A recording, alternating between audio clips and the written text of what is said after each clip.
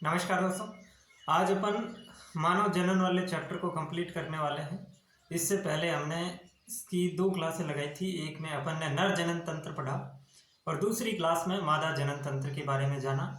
आज अपन कोशिश करेंगे कि ये लास्ट क्लास हो। मानव जनन जो चैप्टर है ह्यूमन रिप्रोडक्शन, उसकी लास्ट क्लास है जिसमें अपन को काफ़ी सारी चीज़ें कवर करनी है।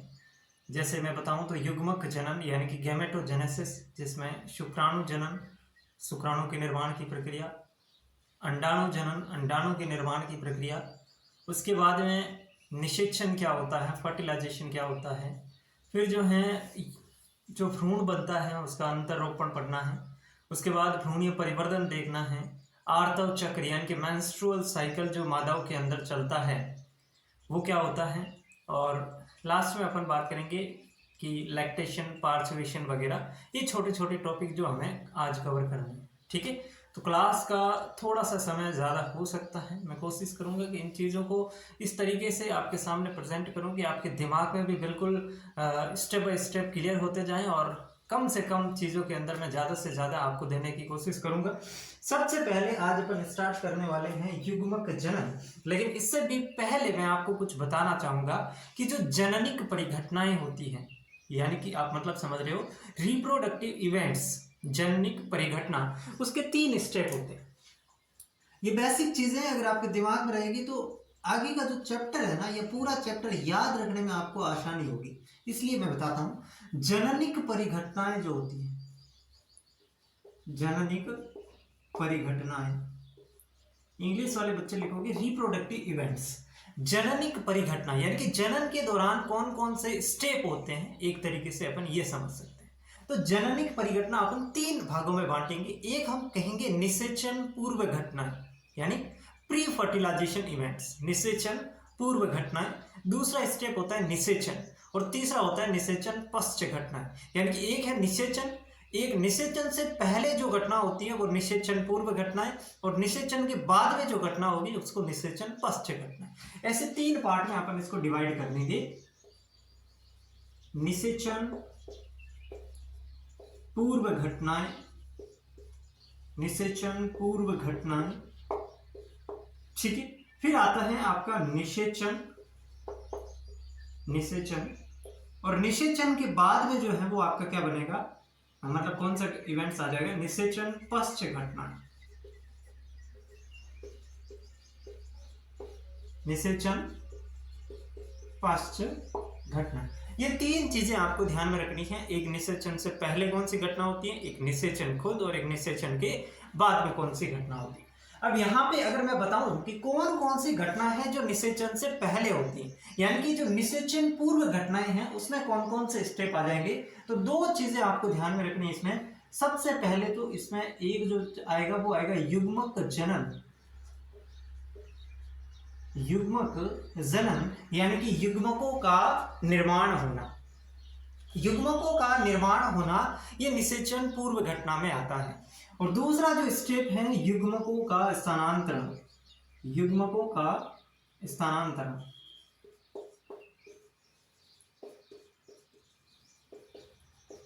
स्थानांतरण। ये दोनों के दोनों क्या है, आपकी निषेचन पूर्व घटना यानी कि निषेचन से पहले की चीज है। निषेचन क्या होता है, निषेचन के अंदर दोनों युग्मक, मेल गैमीट और फीमेल गैमीट यानी कि नर युग्मक और मादा युग्मक दोनों आकर के मिलते हैं, जुड़ते हैं, तो वो होता है निषेचन। तो इससे दोनों युग्मकों को जुड़ने के लिए पहले दोनों युग्मकों का बनना तो आवश्यक है, पहले दोनों बनने तो चाहिए। तो उसके लिए होता है युग्मक जनन, और युग्मक जनन की परिभाषा मैं आपको आगे बताऊंगा। युग्मकों के निर्माण की प्रक्रिया को युग्मक जनन, सिंपल सी है, ठीक है। तो पहले युग्मक जनन हो गया। अब दोनों जब जुड़ेंगे तो पास आना भी तो आवश्यक है, दोनों एक दूसरे के पास आए। तो मेल के केस में अगर मैं ह्यूमन के केस में बात करूं तो मेल गैमीट जो होता है वो मादा के अंदर जो है वो ट्रांसफर किया जाता है और वो उसके पास जाता है, यही तो होता है। तो इसे कहते हैं युग्मकों का स्थानांतरण, ट्रांसफर ऑफ गैमेट्स, है ना। तो ट्रांसफर ऑफ गैमेट्स में क्या होगा, एक युग्मक दूसरे युग्मक के पास जाएगा। मेल का युग्मक जो है स्पर्म जिसे अपन कहते हैं, वो फीमेल की बॉडी में फैलोपियन ट्यूब के अंदर जाएगा, एम्पुला के अंदर जाएगा, ठीक है। अब निषेचन क्या होता है? सिंपल सी बात है कि जो नर युग्मक और मादा युग्मक है उन दोनों का फ्यूजन होना, उन दोनों का आपस में जुड़ना, उसे निषेचन कहते हैं। और इससे आपका क्या बनता है? युग्मनज बनता है, जाइगोट बनता है, जिसको अपन पढ़ेंगे आराम से। ठीक है, ये दूसरी घटना। तीसरी घटना आती है निषेचन पश्च घटना है। निषेचन पश्च घटना यानी कि निषेचन होने के बाद क्या होता है? निषेचन होने के बाद क्या होता है? तो सबसे पहले निषेचन हो गया, निषेचन से जाइगोट बना, निषेचन से जाइगोट बना, और वो जाइगोट धीरे धीरे फैलोपियन ट्यूब में आगे की तरफ गति भी करता है, यानी कि आगे की तरफ जाता रहता है। आगे की तरफ कहाँ? फैलोपियन ट्यूब से आगे होता है गर्भाशय। भाई अगर मादा जनन तंत्र आपने ढंग से पढ़ा है तो चीजें आपको क्लियर हो पा रही होगी कि मादा जनन तंत्र के अंदर जो जाइगोट बना फैलोपियन ट्यूब के एम्पुला में, वो आगे की तरफ गति करता हुआ गर्भाशय में जाता है। लेकिन साथ ही साथ उस जाइगोट में एक और काम होता है। गति तो होती रहती है, साथ ही साथ उसके अंदर विभाजन भी होता है, साथ ही साथ उसके अंदर विभाजन भी होता रहता है, जिससे 2 कोशिके, 4 कोशिके, 8 कोशिके ऐसे स्टेज बनती रहती है। ठीक है, तो ये चीज आपको ध्यान रखना है। और अंत में जाकर के वो कहाँ पे धंसता है?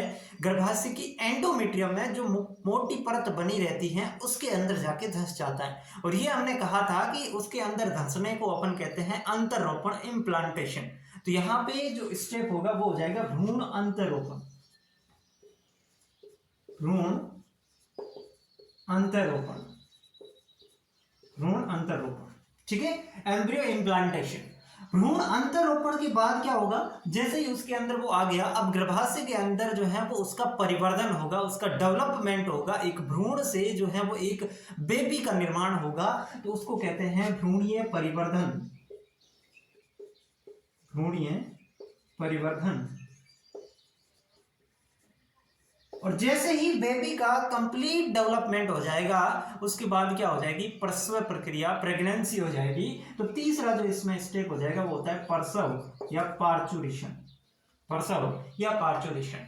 ये चीजें बताओ आपको समझ में आ रही है? ये जेनेटिक इवेंट्स है। ये क्या है? जेनेटिक इवेंट्स है। समझ पा रहे हो? अब इसको आप ऐसे भी याद रख सकते हैं कि सबसे पहले युग्मक जनन होगा, फिर युग्मकों का स्थानांतरण होगा, फिर निषेचन होगा, फिर भ्रूण अंतरोपण, फिर भ्रूणीय परिवर्धन, फिर प्रसव। तो ये कुछ स्टेप हैं जननिक परिघटना के। ठीक है, चलो अब मैं आपको सबसे पहले पढ़ाऊंगा युग्मक जनन, है ना? युग्मक जनन। अब अपन स्टार्ट करने वाले हैं गैमेटोजेनेसिस को। इनको लिख लो। युग्मक जनन की परिभाषा मैं आपको बता चुका हूं कि युग्मकों के निर्माण की प्रक्रिया को क्या कहते हैं? युग्मक जनन कहते हैं। तो इसमें कुछ याद रखने जैसा है ही। युग्मक जनन, युग्मकों के निर्माण की प्रक्रिया, युग्मक जनन यानी कि युग्मकों के निर्माण की प्रक्रिया।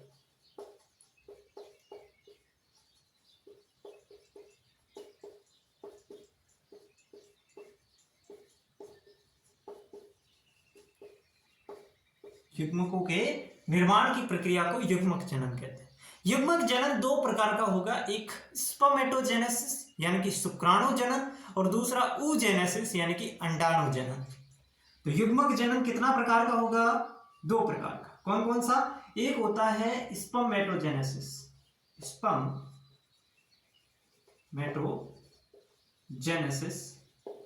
जिसको कहते हैं शुक्राणु जनन, शुक्राणु जनन। और दूसरा होता है अंडाणु जनन या oogenesis, oogenesis या अंडाणु जनन। अब क्या मुझे इसकी परिभाषा लगानी जरूरी है कि स्पर्मेटोजेनेसिस क्या होता है और oogenesis क्या होता है? सब कुछ नाम से क्लियर हो रहा है। शुक्राणु जनन यानी कि शुक्राणुओं के निर्माण की प्रक्रिया शुक्राणु जनन, और अंडाणुओं के निर्माण की प्रक्रिया अंडाणु जनन। इतनी सी बात है, अंडाणुओं के निर्माण की प्रक्रिया अंडाणु जनन।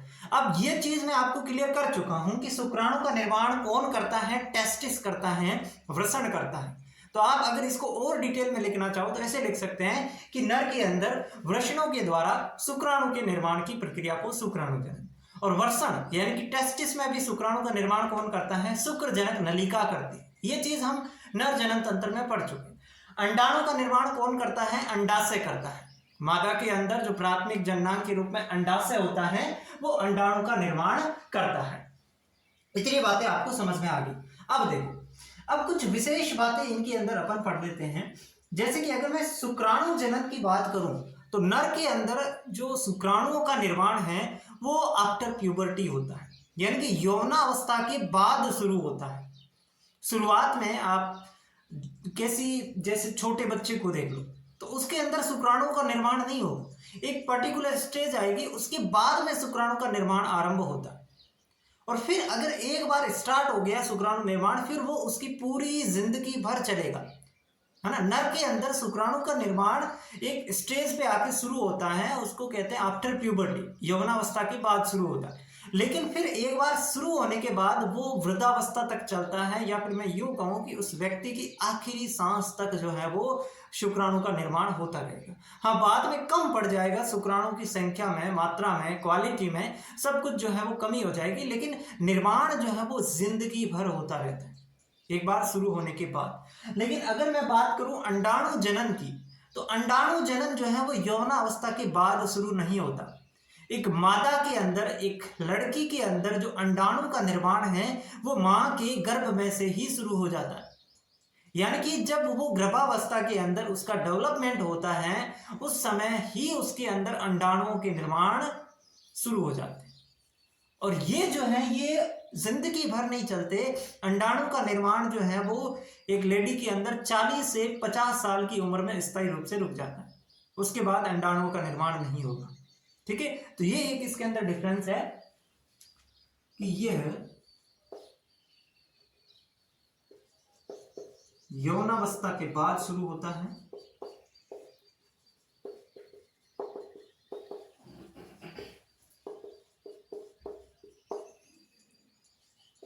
तथा वृद्धावस्था तक चलता है,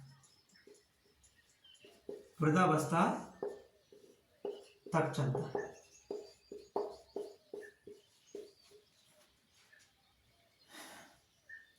यह प्रक्रिया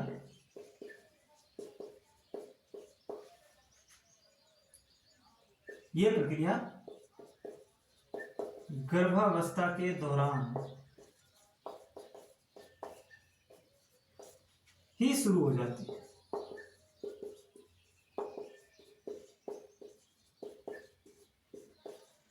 तथा 40 से 50 साल, मान लो 50 ईयर्स तक रुक जाती है। ये पहला अंतर है जो इसके अंदर आपको समझना है कि oogenesis का जो प्रोसेस है वो आपके 40 से 50 साल तक रुक जाता है और शुरू हो जाता है गर्भावस्था के दौरान। ये पहली स्टेप। दूसरा, एक छोटा सा अंतर समझना चाहो तो समझ सकते हो कि शुक्राणु जनन जो है एक सरल प्रक्रिया है, जबकि oogenesis एक जटिल प्रक्रिया है। ठीक है, तो ये भी आप समझ सकते हैं कि it is a complicated process. और अगर मैं अंतर की बात करूं, जैसे कि मुख्य अंतर मैंने आपको यहां पे बता दिया, फिर भी अपन और अंतर की बात करें तो शुक्राणु जनन जो है इसके अंदर जो स्पर्मेटोगोनिया होती है, एक शुक्राणु मात्र कोशिका से, शुक्राणु मात्र कोशिका से 4 शुक्राणुओं का निर्माण होता है। 4 शुक्राणुओं का निर्माण होता है,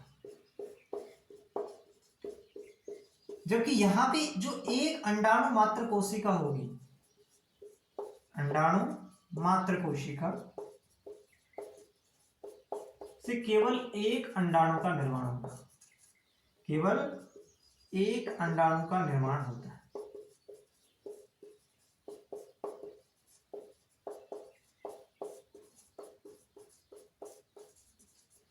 ठीक है, अब यहां पे जो शुक्राणु मात्र कोशिका है इसको कहते हैं स्पर्मेटोगोनिया।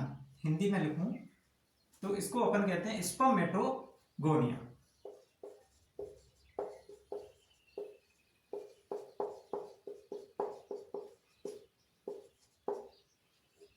ये नाम याद रखना ना, स्पर्मेटोगोनिया। शुक्राणु मात्र कोशिका को स्पर्मेटोगोनिया, और जो अंडाणु मात्र कोशिका होती है उसको कहते हैं उगोनिया, उसको बोलते हैं उगोनिया।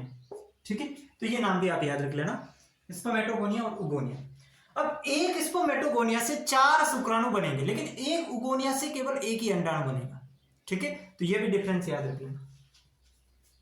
ये मुख्य अंतर जो आपको ध्यान में रखने हैं युग्मक जनन के अंदर, शुक्राणु जनन और अंडाणु जनन में। ठीक है, अब शुक्राणु जनन क्या होता है, परिभाषा आप लिखना चाहो तो यहाँ पे पहले आप डाल सकते हो कि शुक्राणुओं के निर्माण की प्रक्रिया, अंडाणुओं के निर्माण की प्रक्रिया। ठीक है, इतनी बातें आपको लिखनी है।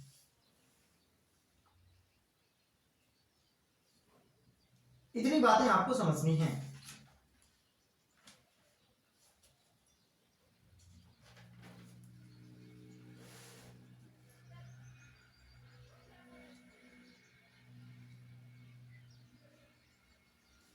मिटाओ इसको। अब देखो, अब एक चीज समझो, शुक्राणु जनन होता कैसे है इसको समझ लेते हैं थोड़ा सा।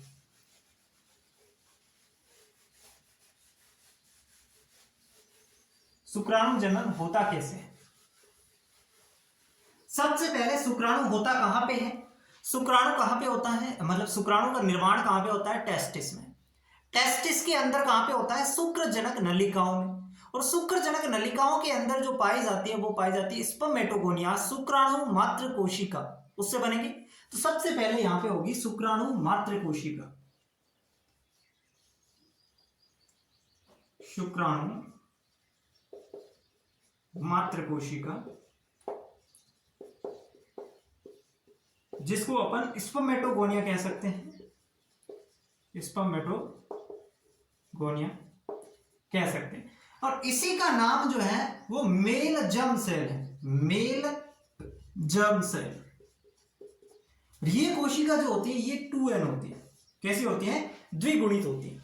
चाहे मैं स्पर्मेटोगोनिया कहूं चाहे मैं मेल जर्म सेल कहूं, एक ही बात है। ठीक है, अब यहां पे इसके अंदर क्या होगा? मियोसिस होगा, अर्धसूत्रीय विभाजन होगा। सबसे पहले ये जो 2n है इसके साइज में बढ़ोतरी होगी, इसके साइज में बढ़ोतरी होगी। और यहां पे जो बनेगा वो क्या बनेगा? Primary spermatocyte, primary spermatocyte, primary spermatocyte. फिर इसके अंदर मियोसिस फर्स्ट होगा और उससे बनेगी सेकेंडरी स्पर्मेटोसाइट, सेकेंडरी स्पर्मेटोसाइट। इसको आप हिंदी में भी लिख सकते हैं प्राइमरी स्पर्मेटोसाइट, इतना तो लिखना आता होगा, है ना। ये होगी सेकेंडरी स्पर्मेटोसाइट। अब यहां पे जो सेकेंडरी स्पर्मेटोसाइट हैं, इसके यहां पे मियोसिस फर्स्ट हुआ। देखो इसको छोड़ दीजिए आप एक बार, भाई ये शुक्राणु मात्र कोशिका द्विगुणित होती है। यहां पे इसके अंदर जैसे ही इस जर्म सेल के अंदर ये शुक्राणु मात्र कोशिका में साइज में बढ़ोतरी होती है, प्राइमरी स्पर्मेटोसाइट बनता है।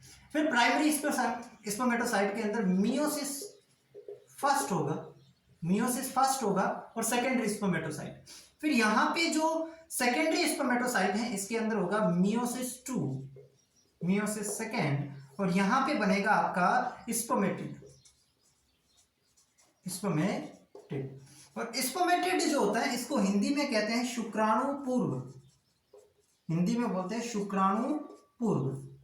ठीक है, यानी कि इससे स्पर्मेटिड बनेगा, शुक्राणु नहीं बनेंगे, शुक्राणु पूर्व बनेंगे। अब शुक्राणु पूर्व से शुक्राणु बनने की जो प्रक्रिया है उसको कहते हैं स्पर्मियोजेनेसिस। ठीक है, तो यहां पे ये क्या बने? स्पर्मेटिड बने। और स्पर्मेटिड से क्या बनेंगे? स्पर्म बनेंगे। यहां पे दिख रहा है आपको स्पर्म, और स्पर्म को हिंदी में बोलते हैं शुक्राणु। अब यहां पे ये जो स्पर्मेटिड से स्पर्म बना है इसको कहते हैं स्पर्मियोजेनेसिस, स्पर्मियोजेनेसिस, स्पर्मियोजेनेसिस। तो इसको आप अलग से भी नोट करके डाल सकते हैं कि शुक्राणु पूर्व से शुक्राणु बनने की प्रक्रिया या स्पर्मेटिड से स्पर्म बनने की जो प्रक्रिया होती है उसको कहते हैं स्पर्मियोजेनेसिस। और ये आपका पूरा शुक्राणु जनन मैंने आपको शॉर्ट एंड स्वीट तरीके से समझा दिया। बहुत सिंपल है, बहुत सिंपल, कुछ भी नहीं है। शुक्राणु का निर्माण कौन करेगी? ऑब्वियसली शुक्राणु मात्र कोशिका। शुक्राणु मात्र कोशिका का इंग्लिश वर्ड ध्यान में रख लेना, स्पर्मेटोगोनिया। कई बार एग्जाम में आता है इसलिए बता रहा हूं, याद रख लेना। स्पर्मेटोगोनिया को ही मेल जर्म सेल कहते हैं, मेल जर्म सेल कहते हैं। ठीक है। अब यहाँ पे ये तीनों एक ही नाम है, इससे क्या होगा, ये एक द्विगुणित कोशिका है, ये भी आपको याद रखना है, एक द्विगुणित कोशिका है। सर्वप्रथम शुक्राणु मात्र कोशिका के साइज में बढ़ोतरी होगी, आकार में वृद्धि होगी और इससे आपका प्राइमरी स्पर्मेटोसाइट बनेगा। प्राइमरी स्पर्मेटोसाइट, प्राइमरी स्पर्मेटोसाइट के अंदर मियोसिस होगा, मियोसिस फर्स्ट होगा, क्योंकि यहाँ पे मियोसिस 2 बार होते हैं तो इसको अपन नाम दे देते हैं मियोसिस फर्स्ट। तो पहली बार जो मियोसिस होगा उससे सेकेंडरी स्पर्मेटोसाइट बनेगा और सेकेंडरी स्पर्मेटोसाइट में जो मियोसिस होगा उसको मियोसिस सेकेंड कहेंगे और इससे बनेंगे स्पर्मेटिड यानी कि शुक्राणु पूर्व। अब हमें तो शुक्राणु पूर्व नहीं चाहिए, हमें तो शुक्राणु चाहिए। तो शुक्राणु पूर्व से शुक्राणु के निर्माण की प्रक्रिया स्पर्मियोजेनेसिस कहलाती है और इस प्रक्रिया के द्वारा स्पर्मेटिड स्पर्म में कन्वर्ट हो जाते हैं, शुक्राणु में बदल जाते हैं। ये पूरा प्रोसेस है स्पर्मेटोजेनेसिस का। ठीक है,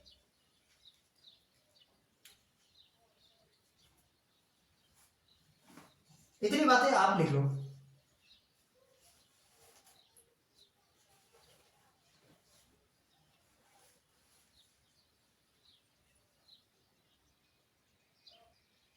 अब एक नजर अपन oogenesis पे भी डाल लेते हैं। oogenesis क्या होगा, अंडाणु जनन। तो अंडाणु का निर्माण अंडाशय में होता है। अंडाशय के अंदर जो अंडाणु का निर्माण करने वाली कोशिका है उसको अपन कहेंगे अंडजननी कोशिका या अंडाणु मात्र कोशिका। जैसे यहाँ पे शुक्राणु का निर्माण कर रही थी शुक्राणु मात्र कोशिका, यहाँ पे अंडाणु मात्र कोशिका या अंडजननी कोशिका, अंडजननी कोशिका। और इसी को अपन क्या कहते हैं, उगोनिया बोलते हैं। क्या बोलते हैं, उगोनिया। इसी को क्या बोलते हैं, उगोनिया। यहां पे अपन को समझना है कि जो उगोनिया है उसके अंदर सबसे पहले उगोनिया से बनेगा प्राइमरी फॉलिकल।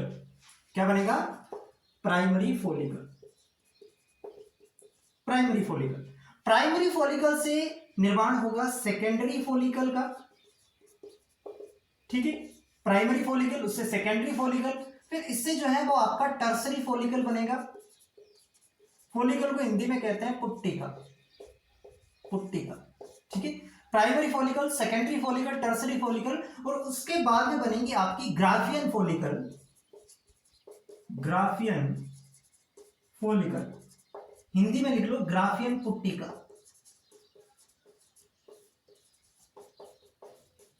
ग्राफियन पुट्टिका।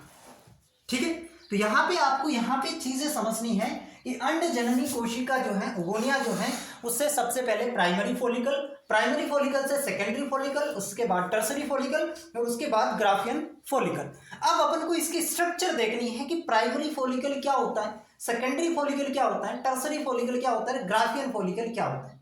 तो इन तीनों की स्ट्रक्चर तो अपन यहीं पे समझ लेते हैं, लेकिन ग्राफियन फॉलिकल की स्ट्रक्चर अपन आगे वाले स्टेप में समझेंगे क्योंकि इसमें थोड़ी सी चीजें ज्यादा हैं और यहाँ पे आएगी नहीं। पहले अपन प्राइमरी फॉलिकल की स्ट्रक्चर देखते हैं। तो इसके अंदर होता है प्राइमरी oocyte। इसके अंदर क्या है, प्राइमरी oocyte है और उसके बाहर कुछ इस प्रकार की सेल्स पाई जाती है। ये सेल्स जो हैं इसको अपन कहते हैं ग्रेन्युलोसा सेल। इसको अपन क्या कहते हैं, ग्रेन्युलोसा सेल। और इसके अंदर ये क्या है, ये है प्राइमरी oocyte।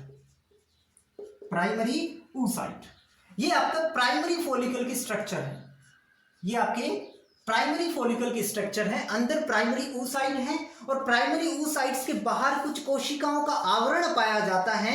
उन कोशिकाओं को अपन कहते हैं ग्रेन्युलोसा सेल। उन कोशिकाओं को अपन क्या कहते हैं, ग्रेन्युलोसा सेल कहते हैं। ठीक है, अब क्या होगा, ये इसके अंदर जो है वो क्या है, oocyte या ओवम, इसको अपन कह सकते हैं कि ये इसके अंदर अंडा है या अंडाणु है।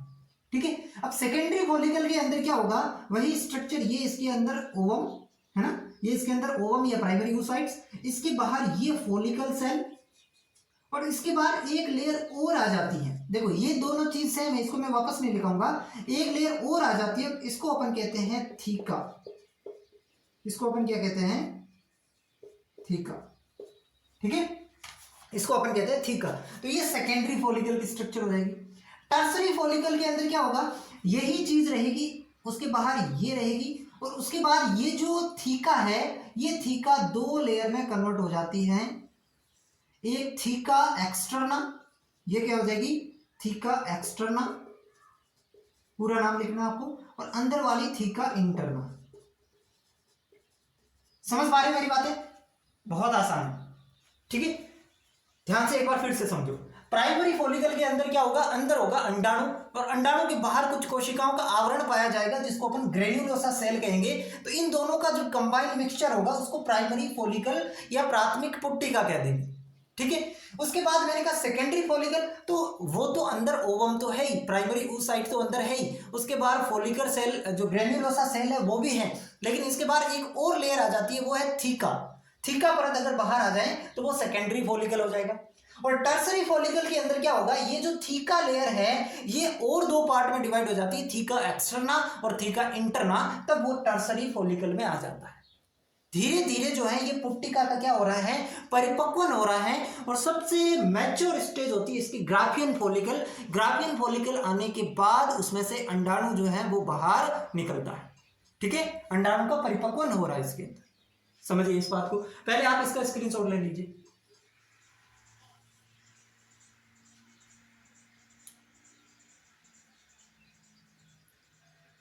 अब अपन समझेंगे ग्राफियन फॉलिकल को, ठीक है। अब अपन किसको समझेंगे? Graafian follicle.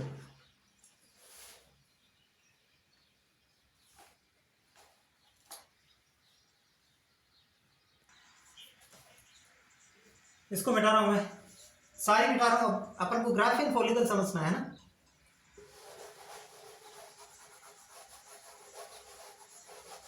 ग्राफियन पुट्टिका क्या होती है? ग्राफियन पुट्टिका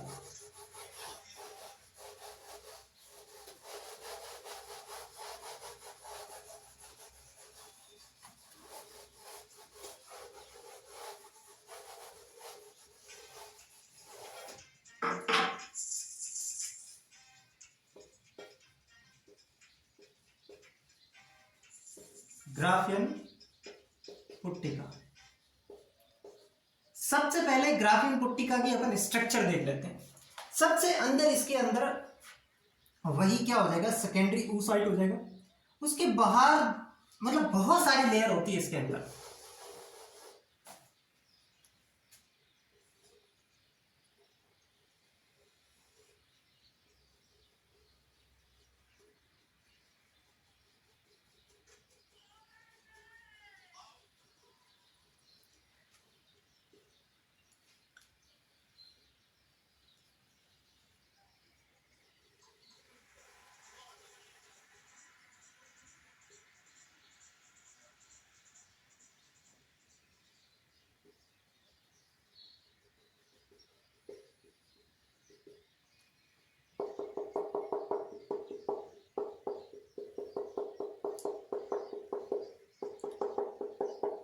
ये ग्राफियन फॉलिकल का अपन ने रफली डायग्राम बना लिया। अपन को तो समझना है कि कौन सी चीज कहां पे। सबसे अंदर वाली ये जो चीज है ना, ये है सेकेंडरी oocyte। सेकेंडरी oocyte, और वास्तव में यही क्या है? ओवम है जो फट के बाहर निकलेगा, जिसको अपन कहते हैं अंडाणु जो होता है वो यही चीज है। और ये ग्राफियन फॉलिका में से फट करके बाहर निकलेगा। अब इस ओवम के जस्ट बाहर जो लेयर होती है उसको अपन क्या कहते हैं? उसको अपन कहते हैं जोना पेल्यूसिडा। जस्ट बाहर वाली जो लेयर होती है उसको अपन नाम दे देते हैं जोना पेल्यूसिडा। और जोना पेल्यूसिडा के बाहर जो लेयर होती है उसको अपन नाम दे देते हैं कोरोना रेडिएटा। Corona radiata. ये तीनों चीजें समझ आई। सबसे अंदर होगा आपका सेकेंडरी oocyte। सबसे अंदर होगा आपका सेकेंडरी oocyte, और सेकेंडरी oocyte के बाहर जो लेयर होगी वो जोना पेल्यूसिडा, और जोना पेल्यूसिडा के बाहर जो होगी वो कोरोना रेडिएटा। कोरोना रेडिएटा, ठीक है। अब देखो, अब यहां पे ये तो फॉलिकुलर सेल है, ये जो बाहर है ये आपकी थीका एक्सटर्ना। थीका एक्सटर्ना, और ये जो है सॉरी ये अंदर वाली होगी तो ये इसको बाहर वाली मान लेते हैं, ये थीका एक्सटर्ना, और ये अंदर वाली हो जाएगी थीका इंटरना। Theca interna. ये सारी चीजें सेम थी, बस फर्क इतना सा आया इसमें कि जो टर्सरी फॉलिकल थी उसमें जोना पेल्यूसिडा और कोरोना रेडिएटा नहीं थी, वो इसके अंदर आ गई, है ना। डिफरेंस करके पढ़ना है। प्राइमरी फॉलिकल में केवल बाहर फॉलिकुलर सेल थी, सॉरी ग्रेन्युलोसा सेल थी जिससे प्राइमरी फॉलिकल बना। किसके बाहर? जो अंदर ओवम है, अंडाणु है, उसके बाहर है ये सारी की सारी परतें। फिर सेकेंडरी फॉलिकल में एक और परत आ जाती है थीका। टर्सरी फॉलिकल में जो थीका है वो दो पार्ट में डिवाइड हो जाती है, थीका एक्सटर्ना, थीका इंटरना। और ग्राफियन फॉलिकल के अंदर वो सारी लेयर तो रहती हैं, लेकिन यहाँ पे अंडाणु के बाहर जो है वो जस्ट बाहर दो लेयर और इनका निर्माण हो जाता है, एक जोना पेलुसिडा और दूसरी कोरोना रेडिएटा। बस इतनी सी आपको ध्यान रखनी है। और ये जो होती है, ये जहां पे ये लिक्विड फ्लूइड भरा रहता है, इसको अपन कहते हैं एंट्रम। और एंट्रम क्या है? तरल से भरी गुहा। एंट्रम क्या है? तरल से भरी गुहा। गुहा मतलब कैविटी, ये इसके अंदर एंट्रम है। ये ग्राफियन पुट्टिका की संरचना है जो आपको समझना है, ठीक है? ये ग्राफियन पुट्टिका की संरचना है जो आपको समझना है।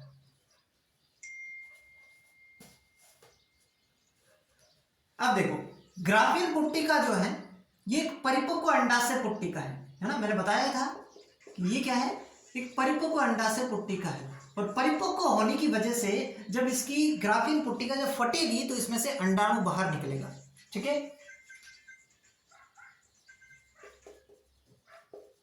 ग्राफियन पुट्टिका फटने से अंडाणु बाहर निकलता है।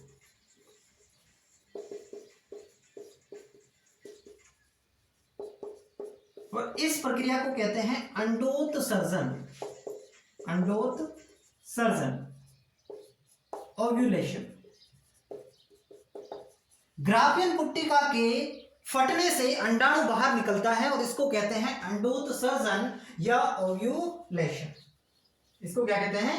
ओव्यूलेशन कहते हैं। और ये किस हार्मोन के प्रभाव में होता है? एलएच हार्मोन के प्रभाव में। एलएच के प्रभाव में, ल्यूटिनाइजिंग हार्मोन के प्रभाव में, ठीक है? अब देखो, अब यहां पे लिखना है कि अंडोत्सर्जन होने के पश्चात, ये पॉइंट अलग से लिखना है, अंडोत्सर्जन होने के पश्चात ग्राफियन पुट्टिका की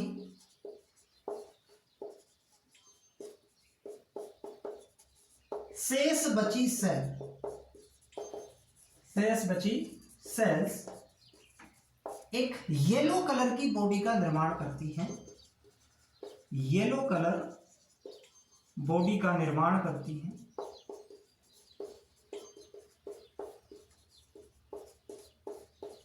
और उसको अपन कहते हैं कार्पस ल्यूटियम। Corpus luteum. समझ रहे मेरी बात को? भाई देखो, ये पूरी ग्राफियन फॉलिकल है, ग्राफियन फॉलिकल फटी, इसकी रप्चरिंग हुई तो अंडाणु तो बाहर निकल गया, इसको तो अपन ने कह दिया अंडोत्सर्जन, ओव्यूलेशन। अब अंडाणु तो बाहर निकल गया, बाकी की जो बची हुई सेल्स हैं, बाकी की जो बची हुई परतें हैं, वो किसका निर्माण करेगी? कार्पस ल्यूटियम का निर्माण करेगी। किसका? कार्पस ल्यूटियम का। और ये जो कार्पस ल्यूटियम है, ये आपकी दो हार्मोन का स्त्रावण करती हैं, एक तो एस्ट्रोजन और एक प्रोजेस्टेरोन। ध्यान रखना इस चीज को, कार्पस ल्यूटियम एस्ट्रोजन और प्रोजेस्टेरोन हार्मोन का स्त्रावण करती है, ठीक है? ये इतनी बातें आपको लिखनी है, इतनी बातें आपको यहां पे लिखनी है।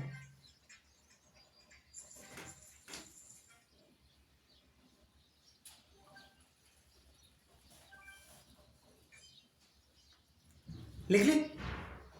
चलो, अब अपन समझेंगे शुक्राणु की संरचना। अभी तक हमने क्या क्या पढ़ा समझ में आ रहा है? सबसे पहले युग्मक जनन अपने शुरू किया, शुक्राणु जनन और अंडाणु जनन में अंतर हमने समझा। फिर शुक्राणु जनन कैसे होता है, अंडाणु जनन कैसे होता है, प्राइमरी फॉलिकल, सेकेंडरी, टर्सरी और ग्राफियन फॉलिकल की संरचना हमने समझी। अब अपन शुक्राणु की संरचना देखते हैं कि शुक्राणु कैसा दिखता है, ठीक है? इसको मिटाऊं मैं?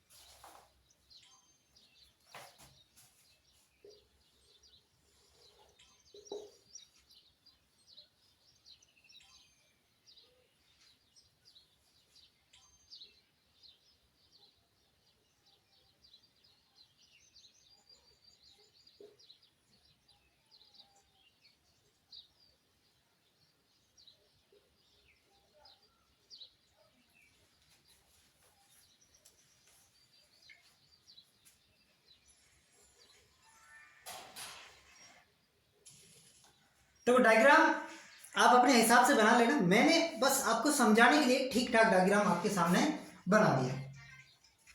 अब देखो ये वाला जो पार्ट है ना, ये वाला, इसको अपन कहेंगे हेड, यानी कि सिर भाग।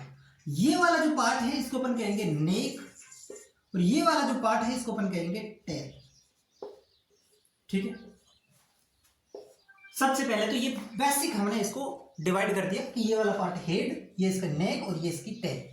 ठीक है, अब यहां पे इसका जो हेड वाला पार्ट है, हेड वाला पार्ट जो है इसको अपन कहते हैं एक्रोसोम।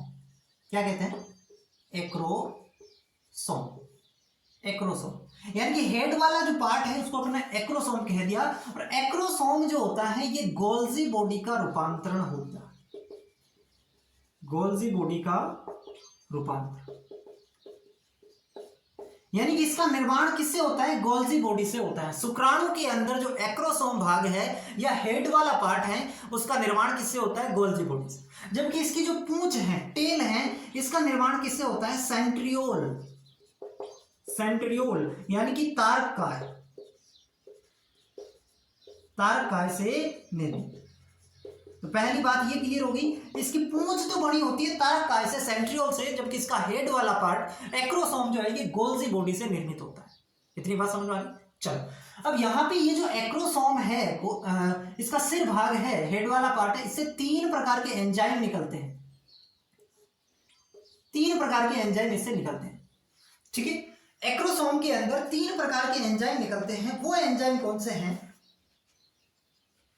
हाइल्यूरोनिडेज, एक्रोसिन और कोरोना भेदक एंजाइम। ठीक है,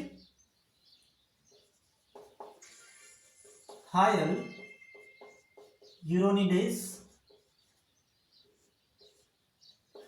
एक्रोसिन और कोरोना भेदक एंजाइम।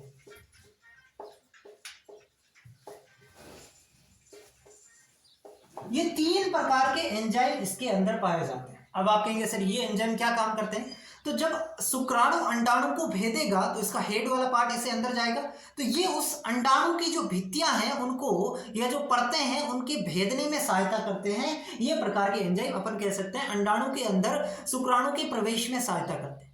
ठीक है, तो एक्रोसोम भाग के अंदर 3 एंजाइम याद रखना, हाइल्यूरोनिडेज, एक्रोसिन और कोरोना भेदक एंजाइम। ठीक है, ये हमने हेड वाला पार्ट क्लियर कर लिया। अब देखो यहां पे पाया जाता है, इसको बोलते हैं समीपस्थ तारकाय, समीपस्थ तारकाय, और ये होता है दूरस्थ तारकाय, दूरस्थ तारकाय। ठीक है, समीपस्थ तारकाय और दूरस्थ तारकाय। ये जो होती है, ये इस प्रकार की सर्पिलाकार जो शीत होती है इसको कहते हैं निबेन कर्ण शीत, निबेन कर्ण शीत, या अपन इसको कह सकते हैं माइटोकॉन्ड्रियल शीत, माइटोकॉन्ड्रियल शीत। ठीक है, ये सर्पिलाकार होती है, आपको दिख भी रही है ये कैसी होती है? सर्पिलाकार। ठीक है, ये बातें ध्यान में रखनी है। और ये आपकी किसकी स्ट्रक्चर है? स्पर्म की स्ट्रक्चर है, जिसमें आपको ये सारी चीजें ध्यान में रखनी है। ठीक है,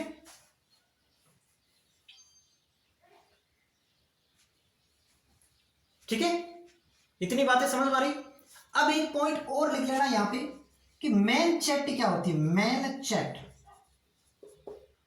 मैन चैट, तो ये एक पतली यानी कि थिन साइटोप्लाज्मिक लेयर है, साइटोप्लाज्मिक लेयर जो संपूर्ण शुक्राणु में पाई जाती है, संपूर्ण शुक्राणु में प्रेजेंट रहती है, उसको कहते हैं मैनचेट, है ना? तो ये भी याद रख लेना। एक छोटा सा पॉइंट और लिख लेना, सर्टोली सेल या सर्टोली कोशिका, सर्टोली कोशिका ये शुक्राणुओं को पोषण प्रदान करती है, शुक्राणुओं को पोषण प्रदान करती है।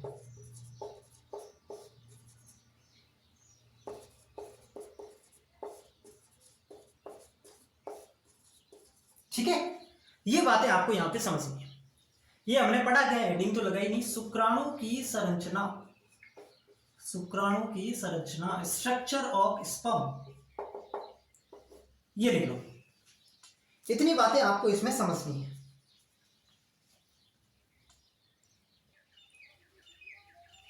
अब अपन पढ़ेंगे मेंस्ट्रुअल साइकिल। इतनी बातें आपको समझ आ गई, तो अब अपना नेक्स्ट टॉपिक है मेंस्ट्रुअल साइकिल। हिंदी में इसको कहते हैं आर्तव चक्र, या जो कॉमन नेम है वो है मासिक चक्र। ठीक है,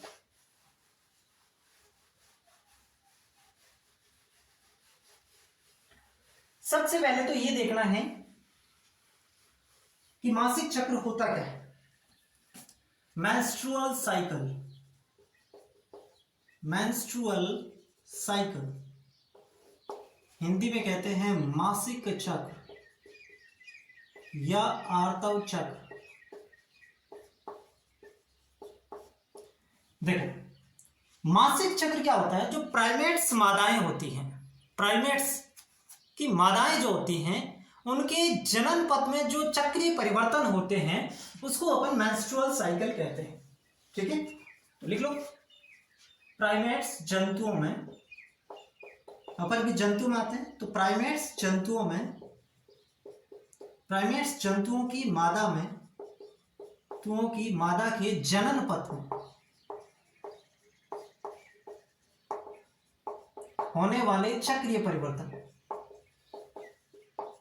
होने वाले चक्रीय परिवर्तन, उसको अपन क्या कहते हैं, मेंस्ट्रुअल साइकिल कहते हैं।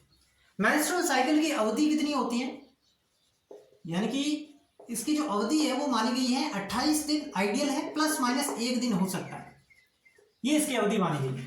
यानी कि जो मेंस्ट्रुअल साइकिल है उसकी अवधि होती है 28 प्लस माइनस 1। ठीक है, तो ये मेंस्ट्रुअल साइकिल की अवधि होगी। अब देखो, अब एक चीज आपको समझनी है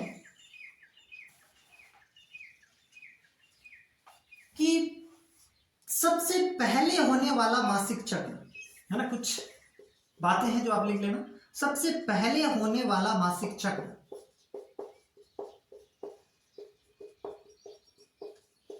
उसको अपन कहते हैं रजोदर्शन, है ना, दर्शन मतलब पहली बार दिखा है, रजोदर्शन, या इसको कहते हैं मीनार्की। मीनार्की इंग्लिश वर्ड आपको दिख जाए तो याद रखिएगा, हाँ, मीनार्की। और उसके बाद जो लास्ट होता है, लास्ट मासिक चक्र अपन जिसको कह सकते हैं, यानी कि उसके बाद नहीं होता है, तो वो होता है आपके मीनोपोज। 40 से 50 साल की उम्र में जो अंडाणु निर्माण की प्रक्रिया रुक जाती है, तो वही मीनोपोज आपका हो जाता है। ठीक है, लिख लो इसको, 40 से 50 की उम्र में मासिक चक्र रुक जाता है।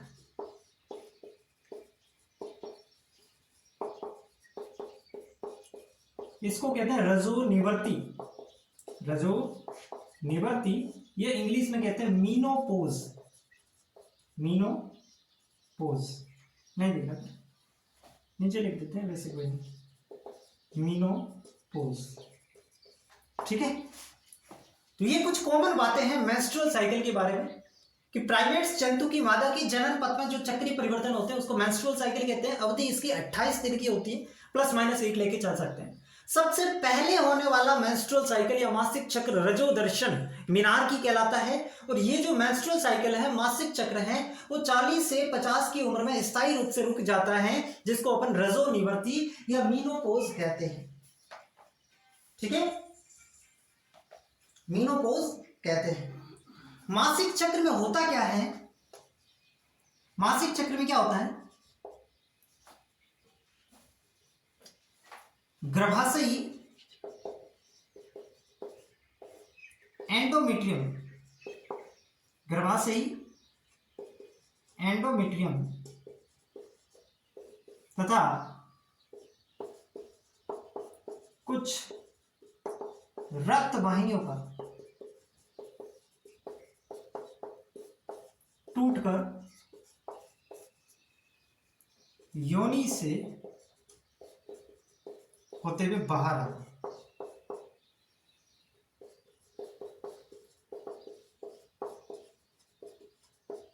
मेंस्ट्रुअल साइकिल में क्या होता है, जो एंडोमेट्रियम है वो टूट करके बाहर निकलती है। अब क्यों निकलती है, ये मेंस्ट्रुअल साइकिल होता क्यों है, ये चीज मैं आपको पहले की क्लासों में क्लियर कर चुका हूं कि जब जो जाइगोट है वो नहीं बनता है, यानी कि अगर निषेचन नहीं होता है, फीमेल गैमेट से मेल गैमेट आकर के फ्यूज नहीं होता है, तो उस कंडीशन में जो एंडोमेट्रियम मोटी हो रखी थी भ्रूण अंतरोपण के लिए, इम्प्लांटेशन के लिए, कि कब जो है वो जाइगोट आएगा, मेरे अंदर धंसेगा और फिर मैं उससे भ्रूण बनाऊंगी, भ्रूण का परिवर्धन करूंगी, ये सारी चीजों के लिए एंडोमेट्रियम पहले से तैयार होती है। उसको नहीं पता है कि भाई निषेचन होगा कि नहीं होगा, पता थोड़ी होता है, तो वो तो अपना काम करेगी। तो वो जो एंडोमेट्रियम है वो मोटी परत बन जाती है और भ्रूणीय परिवर्धन के लिए उपयुक्त वातावरण स्थापित करती है। ठीक है, अब अगर जाइगोट नहीं बना, निषेचन नहीं हुआ, तो अब वो वापस टूटेगी भी ना, है ना, तो उस कंडीशन में वो वापस टूट करके बाहर आती है, इसे कहते हैं। और अगर निषेचन हो गया, अगर वहां पे जाइगोट का निर्माण हो गया, मेल गेमेट आ गया, तो उस कंडीशन में भ्रूण आकर के इसमें अंतरोपित हो जाएगा, है ना, तो उस कंडीशन में जो है मेंस्ट्रुअल साइकिल फिर नहीं होंगे। समझ रहे बातों को, चलो लिख लो इसको। अब अपन को मेंस्ट्रुअल साइकिल समझना है, इसकी 4 स्टेज हैं वो अपन को देखनी है। ठीक है, इसकी 4 स्टेज हैं वो अपन को देखनी है। इसको लिख लो पहले आप।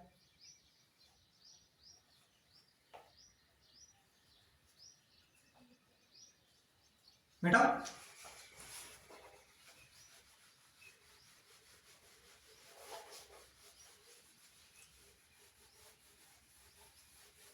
चार स्टेज कौन सी हैं? सबसे पहली जो होती है उसको अपन कहते हैं मेंस्ट्रुअल फेज या ऋतुस्राव। मेंस्ट्रुअल फेज या ऋतुस्राव। दूसरी हो जाएगी पुट्टी की प्रावस्था, तीसरी हो जाएगी अंडोत्सर्जन प्रावस्था और चौथी हो जाएगी स्त्रावी प्रावस्था। ठीक है, एक एक करके अपन समझते हैं। पहले अपन पढ़ेंगे ऋतुस्राव, ऋतुस्राव या मेंस्ट्रुअल फेज। मेंस्ट्रुअल फेज ये जो होती है, ये इसकी अवधि जो है वो 3 से 5 दिन की हो सकती है।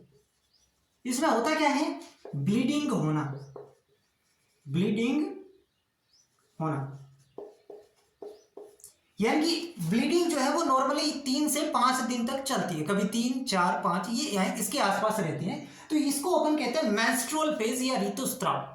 ठीक है, ये क्या हो जाएगी, मेंस्ट्रुअल फेज या ऋतुस्राव, जिसकी अवधि 3 से 5 दिन हो सकती है। ठीक है, अब यहां पे कुछ चीजें ध्यान रखना है कि जो ब्लड वहां पे बाहर आता है उसकी मात्रा लगभग 40 से 50 ml होती है, और वो जो ब्लड होता है वो आसानी से स्कंदित नहीं होता। उसमें कुछ ऐसे केमिकल होते हैं जिसकी वजह से जो मेंस्ट्रुअल ब्लड होता है वो आसानी से स्कंदित, स्कंदन का मतलब जमना, है ना, तो वो आसानी से स्कंदित नहीं होता है। ये ऋतुस्राव में बस इतना सा ध्यान रखना है कि जो ब्लीडिंग वाली स्टेज है, जिस समय रक्त जो है वो योनि से होते हुए बाहर निकलता है, उसको अपन कहते हैं ऋतुस्राव या मेंस्ट्रुअल फेज। ठीक है, अब दूसरी जो प्रावस्था है वो है पुट्टिकीय प्रावस्था। पुट्टिकीय प्रावस्था, इसका एक और नाम है जिसको अपन कह सकते हैं प्रचुरोद भवन प्रावस्था। ठीक है, प्रचुरोद भवन प्रावस्था। इसके अंदर क्या होगा, इसके अंदर क्या होगा, अब ध्यान से समझना इसको। ये जो होती है ये होती है 6 से 12 दिन के बीच, यानी कि 1 से 5 दिन या 3 दिन तक तो ये स्टेज होगी। 5 के बाद फिर अगले दिन क्या होगा, 6ठे दिन से क्या होगा, 6ठे दिन से अब एंडोमेट्रियम जो है वो तो टूट गई, अब उसका क्या होगा, वापस निर्माण होगा, है ना, तो क्या होगा इसके अंदर गर्भाशय की एंडोमेट्रियम का पुनर्निर्माण शुरू, पुनर्निर्माण जो है वो क्या हो जाएगा, शुरू हो जाएगा। यानी कि जैसे ही एंडोमेट्रियम टूट के बाहर आई, जैसे ही उसका काम कंप्लीट हुआ, फिर से एंडोमेट्रियम ने अपना काम शुरू कर दिया, वो मोटी होने लग जाएगी। ये तो काम कहाँ हुआ, गर्भाशय में। और जो अंडाशय है उसके अंदर क्या होगा, अंडाशय के अंदर जो अंडाशय पुट्टिकाएं होती हैं वो आपकी क्या हो जाएगी, अंडाशयी पुट्टिकाओं का परिपक्व होकर ग्राफियन पुट्टिका में बदलना, ग्राफियन पुट्टिका में बदलना। अब आपको समझ में आ रहा है ये चीजें क्यों हो रही है? आपको समझ में आ रही है भाई? गर्भाशय, ये काम कहां पे हो रहा है? ये हो रहा है गर्भाशय में, ये काम हो रहा है गर्भाशय में, और ये काम हो रहा है अंडाशय में। ये काम कहां पे हो रहा है? अंडाशय में। गर्भाशय की एंडोमेट्रियम का वापस निर्माण हो सकता है अगली बार जो है वो जाइगोट बन जाए। मैंने कहा ना, कुछ भी भाई अपन को ये शरीर को थोड़ी पता है कि कब क्या होने वाला है। तो यहाँ पे ये अपना काम फिर से शुरू कर देती है, ये बिल्कुल भी वो कहते हैं ना लेजी नहीं है, ठीक है। और ग्राफियन पुट्टिका क्यों बनेगी? क्योंकि उसमें से oocyte निकलेगा, तभी तो उसको स्पर्म जो है वो फर्टिलाइज कर पाएगा। तो ये दोनों काम इसमें साथ साथ होते रहते हैं। देखो मैं जिस तरीके से आपको पढ़ा रहा हूं ना, सिंपल से सिंपल वे है और कम से कम समय में बता रहा हूं आपको, ठीक है। आप समझते जाओ धीरे धीरे। तीसरी जो प्रावस्था आएगी वो आ जाएगी अंडोत्सर्जन प्रावस्था, अंडोत्सर्जन प्रावस्था। और ये होती है 14वें दिन, 14th डे, 14वें दिन। 14वें दिन क्या होता है? LH हार्मोन के प्रभाव में, ये हम पहले भी पढ़ चुके हैं, LH के प्रभाव में अंडोत्सर्जन प्रक्रिया, यानी कि ग्राफियन पुट्टिका जो है यहाँ पे बनी ना, ये फट करके उसमें से अंडाणु बाहर निकल जाएगा। समझे मेरी बात को?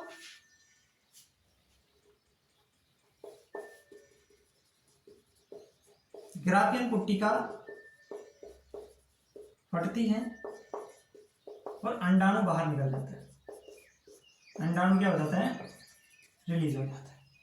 ये चीज हम पहले भी पढ़ चुके हैं भाई। यहाँ पे ये जो ग्राफियन पुट्टिका बनी, अब ये ग्राफियन पुट्टिका फटेगी और उसमें से अंडाणु निकल जाएगा। ये किस दिन होता है? 14वें दिन। और लास्ट में आता है स्त्रावी अवस्था, स्त्रावी अवस्था। ये मेंस्ट्रुअल साइकिल की चौथी स्टेज है, ठीक है। ये मेंस्ट्रुअल साइकिल की चौथी स्टेज है। इसमें क्या होगा? जो सेकेंडरी oocyte है या अपन कह दो अंडाणु है, वो निकलने के बाद ग्राफियन पुट्टिका के अंदर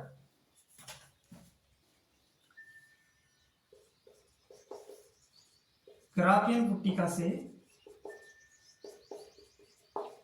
ओवम यानी कि अंडाणु निकलने के पश्चात शेष बची सेल, ये हम पहले भी पढ़ चुके, कार्पस ल्यूटियम क्या होता है? शेष बची सेल्स कार्पस ल्यूटियम का स्त्रावण करती है, कार्पस ल्यूटियम का निर्माण करती है। और ये कार्पस ल्यूटियम जो है ये एस्ट्रोजन हार्मोन और प्रोजेस्टेरोन हार्मोन दोनों का स्त्रावण करता है, एस्ट्रोजन और प्रोजेस्टेरोन। ये पूरा मेंस्ट्रुअल साइकिल है। बताओ समझ में आया? ये पूरा का पूरा आपका मेंस्ट्रुअल साइकिल है।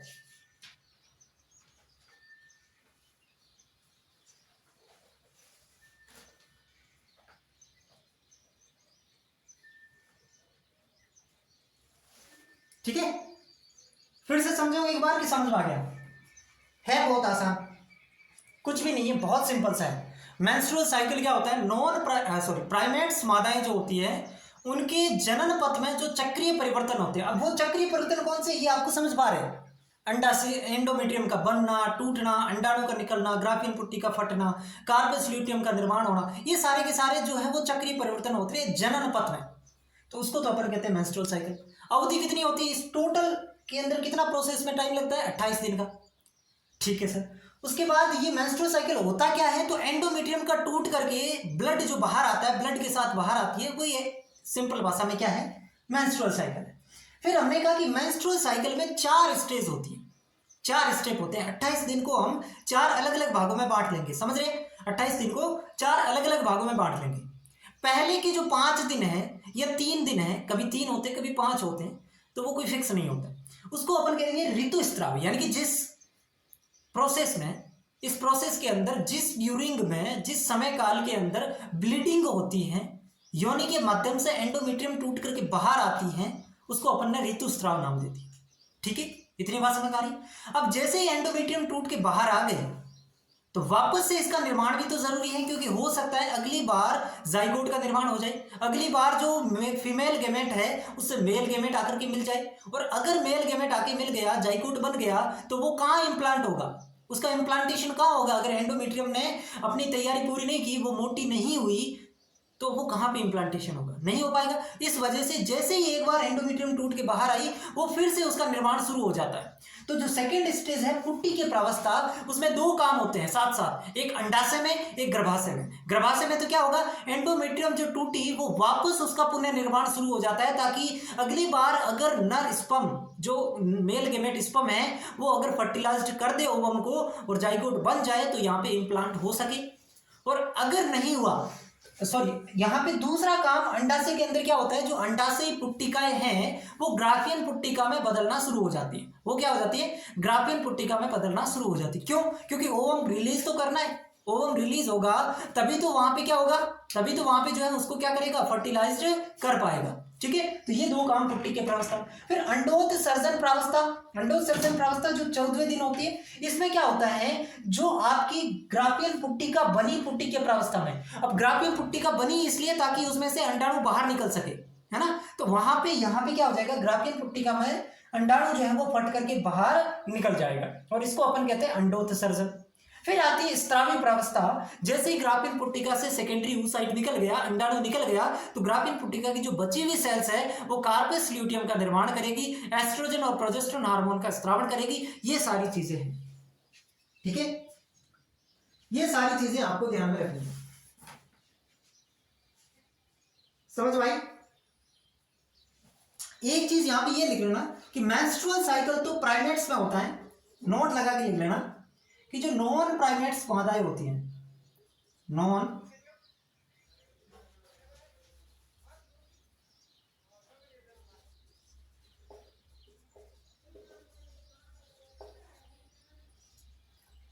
प्राइमेट्स मादा में जो चक्र होता है ना, उसको अपन कहते हैं मध्य चक्र, ईस्ट्रस साइकिल।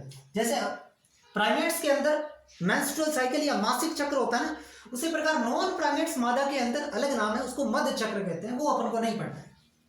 ठीक है, इसका स्क्रीनशॉट ले लो आप।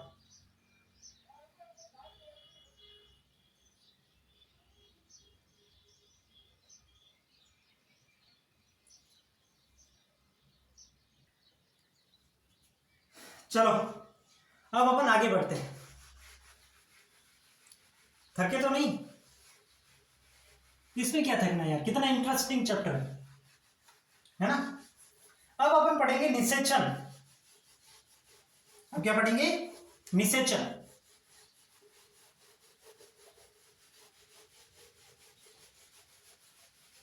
बोर्ड बदलना होगा यार, पता नहीं इसके ऊपर साफ ही नहीं होता है लिखने के बाद। निषेचन,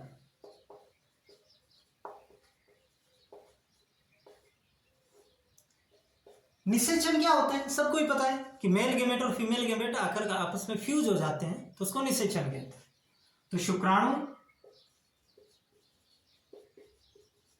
जो कि अगुणित होता है, प्लस अंडाणु वो भी अगुणित होता है, ये जब आपस में जुड़ेंगे तो इससे निर्माण होगा युग्मनज का,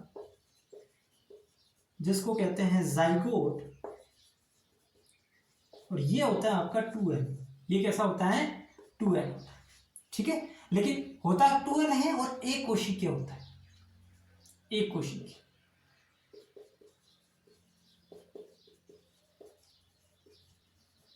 ये जो प्रक्रिया है इसी को निषेचन कहते हैं। समझ गए बात को, शुक्राणु और अंडाणु मिलकर के जाइगोट का निर्माण करते हैं, तो इसे निषेचन कहते हैं। युग्मनज जो होता है ये द्विगुणित होता है और एक कोशिकीय होता है। अब ये जो युग्मनज है ना, जो एक कोशिकीय और द्विगुणित होता है, इसमें एक मिनट, इसको अपन ऐसे लिख लेते हैं कि युग्मनज कैसा होता है, द्विगुणित होता है और एक कोशिकीय होता है। अब इस युग्मनज के अंदर विदलन विभाजन होगा, कौन सा, विदलन विभाजन। विदलन विभाजन के द्वारा ये एक बहुकोशिकीय भ्रूण में बदल जाएगा। बहुकोशिकीय भ्रूण में बदल जाएगा। यही जाइगोट आगे जाकर के बहुकोशिकीय भ्रूण में बदलेगा जब इस युग्मनज के अंदर क्या होंगे, विदलन विभाजन होंगे। विदलन विभाजन या विदलन क्या होता है, तो ये एक प्रकार का विभाजन है और समसूत्री विभाजन की तरह ये होता है, ठीक है। और इसमें बनने वाली सेल जो होती है वो ब्लास्टोमियर्स कहलाती है। पहले आप इतना लिखो। अब कुछ छोटी छोटी बातें ध्यान में रख लेना कि निषेचन से पूर्व शुक्राणु की संरचना में होने वाले परिवर्तन, शुक्राणु में या शुक्राणु संरचना में, शुक्राणु में होने वाले परिवर्तन क्या कहलाते हैं, कैपेसिटेशन कहलाते हैं। कैपेसिटेशन, जिसको अपन कहते हैं योग्यता अर्जन हिंदी में, या समता, ठीक है। ये भी लिख लेना कि निषेचन से पूर्व शुक्राणु की संरचना में जो परिवर्तन होते हैं उसको कैपेसिटेशन, क्यों होते हैं परिवर्तन, अंडाणु को भेदने में सहायता करते हैं, ठीक है। तो ये बातें आपको लिख लेना। एक चीज और लिखना चाहो तो लिख लो कि मादा की बॉडी के अंदर शुक्राणु जो है वो अधिकतम 48 से 72 घंटे तक ही जिंदा रह पाते हैं, ठीक है। इसलिए कोई भी रेप केस अगर होता है तो उसका जो है टेस्ट 48 से 72 घंटे में होना बहुत जरूरी है, क्योंकि जो स्पर्म है वो मेल फीमेल की बॉडी में 48 से 72 घंटे तक एक्टिव रहते हैं, उसके बाद नहीं रहते, ठीक है। इनकी बात समझ आ गई। और एक चीज और लिख लेना, एक अंडाणु को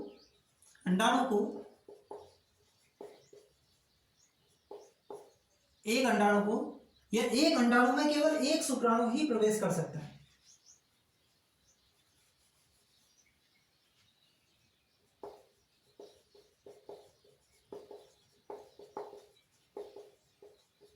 केवल एक शुक्राणु ही प्रवेश कर सकता है,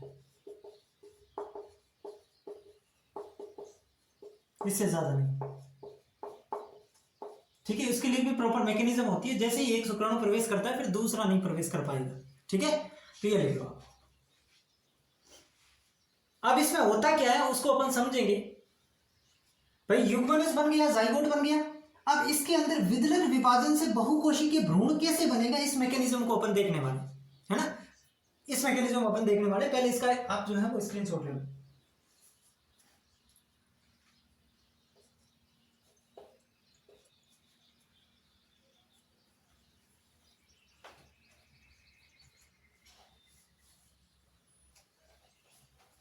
ले लिया, चलो।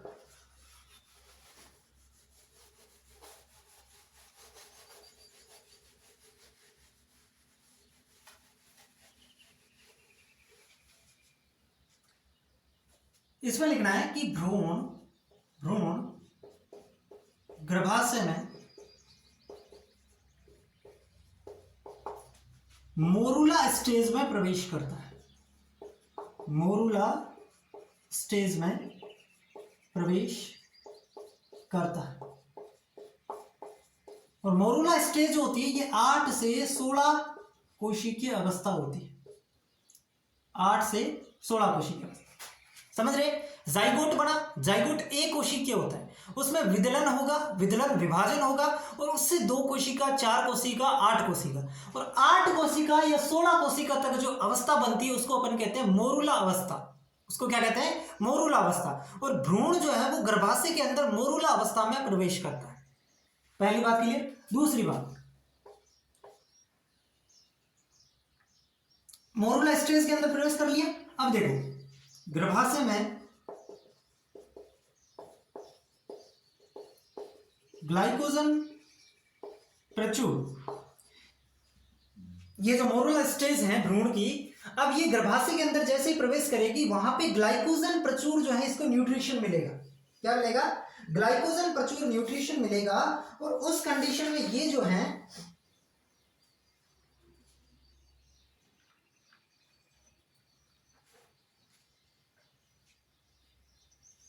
एक मिनट है,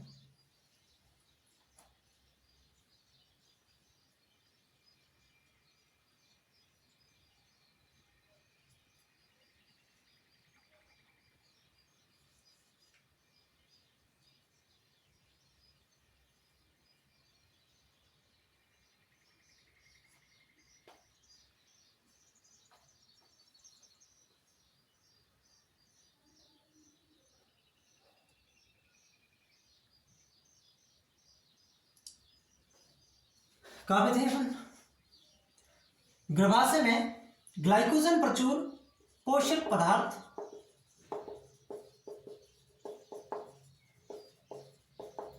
अवशोषित कर भ्रूण ब्लास्टोसिस्ट यानी कि कोरक पुट्टी ब्लास्टोसिस्ट में परिवर्तित हो जाता है और इसी रूप में एंडोमेट्रियम में अंतरोपित भी हो जाता है।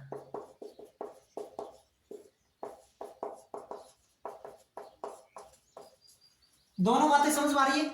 सिंपल सी बातें हैं। सबसे पहले एक कोशी के जाइगोट हैं। एक कोशी के जाइगोट के अंदर विदलन विभाजन हुआ और 8 से 16 कोशी की अवस्था, जिसको अपन कहते हैं मोरूला स्टेज, उस अवस्था में ये गर्भाशय में प्रवेश किया। ठीक है, तो गर्भाशय के अंदर मोरूला स्टेज में था। उसके बाद इसने गर्भाशय में प्रवेश किया मोरूला स्टेज में। मोरूला स्टेज जो भ्रूण की है, उसने गर्भाशय के अंदर जो ग्लाइकोजन प्रचुर पोषक पदार्थ हैं उनको अवशोषित किया और ये भ्रूण मोरूला से ब्लास्टोसिस्ट में तब्दील हो गया। अब ये जो ब्लास्टोसिस्ट है वो आपकी क्या होगी? अंतरोपित होगी। तो गर्भाशय के अंदर कौन सी अवस्था प्रवेश करती है? Morula stage. और अंतरोपित कौन सी अवस्था होती है? तो ब्लास्टोसिस्ट। समझ में आ रही मेरी बातें? ये दोनों। अब देखो, अब ये जो ब्लास्टोसिस्ट है, ब्लास्टोसिस्ट, इस ब्लास्टोसिस्ट के अंदर 2 प्रकार की कोशिका पाई जाती है। इस ब्लास्टोसिस्ट के अंदर 2 प्रकार की कोशिका पाई जाती हैं। अपन ब्लास्टोसिस्ट को पढ़ रहे हैं। एक तो होती है इंटरसेल मास, जिसको शॉर्ट में कहते हैं ICM। और दूसरी प्रकार की जो कोशिका होती है उसको कहते हैं ट्रोपोब्लास्ट। समझ रहे मेरी बात को? ब्लास्टोसिस्ट से 2 प्रकार की कोशिका होती है इसमें, एक इंटरसेल मास यानी कि ICM और एक ट्रोपोब्लास्ट। इंटरसेल मास तो आगे जाकर के भ्रूण में तब्दील हो जाती है, यानी कि आगे जो भ्रूण बनाने का काम है ना, ये वाली सेल करेगी। और ट्रोपोब्लास्ट जो है ये एक हार्मोन का स्त्रावण करती है, HCG हार्मोन का स्त्रावण। ठीक है, और प्रेगनेंसी टेस्ट में ये बहुत सहायता करता है। कैसे? जिस भी मदर की प्रेगनेंसी टेस्ट करनी है उसके यूरिन टेस्ट किया जाता है और उसके अंदर अगर HCG हार्मोन की उपस्थिति है तो ये साफ तरीके से सूचित करता है, इंडिकेट करता है कि प्रेगनेंसी हो चुकी है। समझ रहे? क्योंकि HCG हार्मोन केवल तभी आएगा जब उसके अंदर ब्लास्टोसिस्ट तक स्टेज पहुंच चुकी है भ्रूण की। समझ रहे मेरी बात को? ब्लास्टोसिस्ट स्टेज आएगी तभी उसके अंदर ट्रोपोब्लास्ट सेल होगी और वो ट्रोपोब्लास्ट सेल्स HCG हार्मोन का स्त्रावण करती है। तो ये प्रेगनेंसी टेस्ट का मुख्य आधार माना जाता है HCG हार्मोन। ये बात क्लियर है? ब्लास्टोसिस्ट में 2 प्रकार की सेल, इंटरसेल मास और ट्रोपोब्लास्ट। ठीक है, चलो अब तीसरी जो अवस्था होती है उसको अपन कहते हैं गैस्ट्रुलेशन। पहली होगी मोरूला स्टेज, दूसरी होगी ब्लास्टोसिस और तीसरी जो होती है वो होती है गैस्ट्रुलेशन। अब गैस्ट्रुलेशन कैसे लिखते हैं हिंदी में पता नहीं, ऐसे लिखते हैं, अपन इंग्लिश में लिख देते हैं गैस्ट्रुलेशन। देखो गैस्ट्रुलेशन के दौरान क्या होगा, ये जो ICM है ना, ICM इंटरसेल मास, ये 2 भागों में डिवाइड हो जाएगी।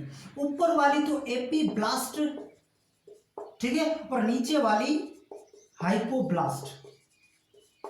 ठीक है, ऊपर वाली तो एपीब्लास्ट और नीचे वाली हाइपोब्लास्ट। ये कहाँ रहती है? ऊपर, और ये एपीब्लास्ट के नीचे। एपीब्लास्ट जो है ना, एक्टोडर्म, मीजोडर्म और एंडोडर्म, इन तीनों का निर्माण कौन करती है? एपीब्लास्ट कहते हैं। ठीक है, इनको प्राथमिक जनन स्तर कहते हैं। ये क्या है? प्राथमिक जनन स्तर।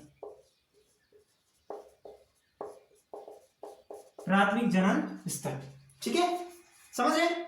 गैस्ट्रुलेशन के दौरान जो ICM है, इंटरसेल मास, जो ब्लास्टोसिस्ट के अंदर थी, अब वो दो पार्ट में डिवाइड हो जाती है, ऊपर की तरफ एपीब्लास्ट, नीचे की तरफ हाइपोब्लास्ट। एपीब्लास्ट जो है ये तीनों प्रकार के प्राथमिक जनन स्तरों का निर्माण करती है। तीनों प्राथमिक जनन स्तर कौन से हो जाएंगे? Ectoderm, mesoderm, endoderm. इन तीनों का निर्माण किससे होता है? एपीब्लास्ट से। तो आपसे पूछ ले कि पहला सवाल तो पूछ ले कि तीनों प्रकार के प्राथमिक जनन स्तरों का निर्माण कौन करती है? एपीब्लास्ट। किस स्टेज के दौरान होता है? गैस्ट्रुलेशन के दौरान होता है। ठीक है, इसको हिंदी में शायद कहते हैं कंदुक भवन। इतनी बातें समझ हो रही। अब गैस्ट्रुलेशन के दौरान बहुत सारे काम होंगे, बहुत सारे। भ्रूणीय परिवर्तन हो रहा है, यहाँ पे क्या हो रहा है? भ्रूणीय परिवर्तन, यानी कि बेबी का डेवलप हो रहा है, जितनी भी है उसके अंदर न्यूरल ट्यूब का बनना, हृदय का बनना है ना। इसके अलावा जो है भ्रूणीय का विकास होना, बाकी जितनी भी सारी चीजें हैं वो इस गैस्ट्रुलेशन प्रक्रिया के दौरान बनती है। लेकिन दो जो मुख्य चीज एग्जाम में आपसे पूछी जा सकती है, पहली यहां पे दिखाई दे देगा या ऊपर लिखो? चलो बाद में लिख देंगे, पहले आप इसका स्क्रीनशॉट ले लो।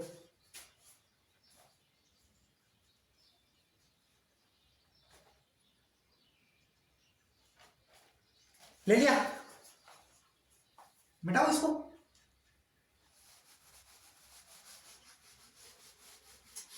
अब अपन देखते हैं कि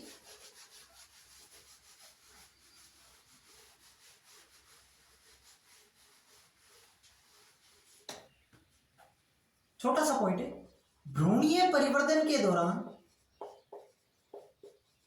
यानी जब बेबी का डेवलपमेंट हो रहा है, भ्रूणीय परिवर्तन के दौरान बनने वाली पहली संरचना वो क्या होगी? पहली संरचना जो होगी वो होगी न्यूरल ट्यूब, जो कि तीसरे सप्ताह में बन जाती है, थर्ड सप्ताह, है ना।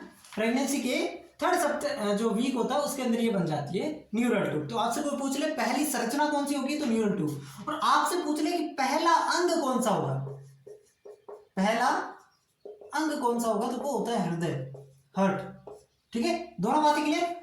भ्रूणीय परिवर्तन के दौरान बनने वाली प्रथम संरचना न्यूरल ट्यूब, और प्रथम अंग जो है वो आपका हृदय हो जाएगा। इन दोनों बातों को भी आप याद रखेंगे,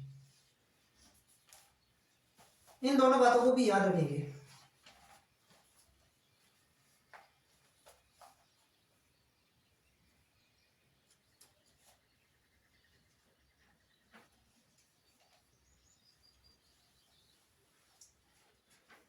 अब अपन को पढ़ना है अतिरिक्त भ्रूणीय झिल्लियां।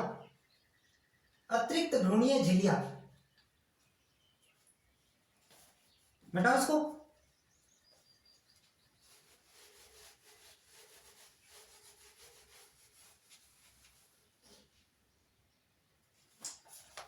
अतिरिक्त भ्रूणीय झिल्लियां कौन कौन सी होती है, अपन को केवल नाम देखने हैं। अतिरिक्त भ्रूणीय झिल्लियां,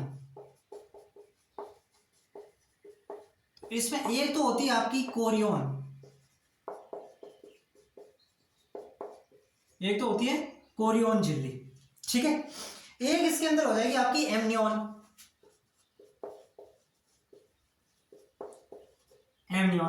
एक इसके अंदर हो जाएगी आपकी योगसेक। ठीक है, ये तीन चीजें आपको ध्यान रखनी है। अब एमनियन क्या करती है, तो ये भ्रूण को प्रत्यक्ष रूप से आवृत करती है।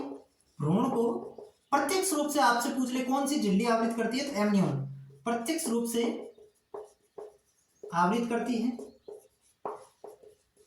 और इसके अंदर एक फ्लूइड भरा रहता है जो भ्रूण को बाहरी आघातों से बचाती है। तो भ्रूण को बाहरी आघातों से सुरक्षा प्रदान करना, ये दो काम इसके होते हैं, आघातों से सुरक्षा प्रदान करना। ठीक है, एक तो भ्रूण को प्रत्यक्ष रूप से आवृत करती है एमनियन झिल्ली, और दूसरा इसके अंदर एमनियोटिक फ्लूइड भरा रहता है जिसकी वजह से ये भ्रूण को बाहरी जो आघात हैं, झटके जो लगते हैं, उससे सुरक्षा प्रदान करती है। योग से का क्या काम है, ये हम पहले भी एक बार पढ़ चुके हैं, अगर किसी को याद हो तो। भ्रूणीय परिवर्तन के दौरान सबसे मेन जो काम है वो तो है कि भ्रूणीय परिवर्तन के दौरान भ्रूण को पोषण प्रदान करना, भ्रूण को पोषण देना। और दूसरा ये जो है वो रुधिर उत्पादक संरचना की तरह भी काम करती है, ये हम पढ़ चुके हैं। कहाँ पढ़ा, याद करो, है ना। भ्रूणीय प्रवर्धन के दौरान सबसे पहले जो आरबीसी आती है वो कहां से आती है, योग सेक से, इसलिए ये रुधिर उत्पादक संरचना की तरह भी काम करती है। तो ये आपकी अतिरिक्त भ्रूणीय झिल्लियां हैं जिसमें कोरियन, एमनियन और योग सेक, कोरियन, एमनियन और योग सेक। सबसे बाहर कौन सी होती है, कोरियन, सबसे बाहर कौन सी होती है, कोरियन, उसके अंदर एमनियन और सबसे अंदर योग सेक होती है। ठीक है, इन दोनों की ये दो काम है, याद रख लेना, कोरियन में कोई खास काम नहीं है। ठीक है, इतनी बातें क्लियर।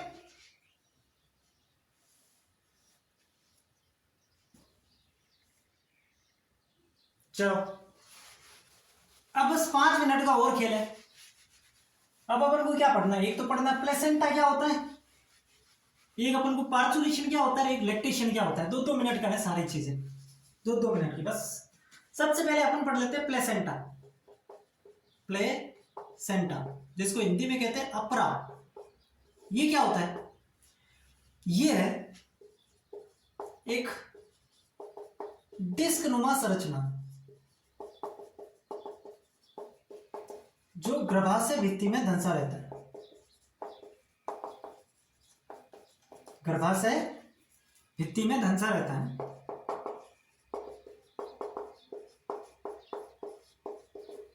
यह माता व भ्रूण के रक्त के बीच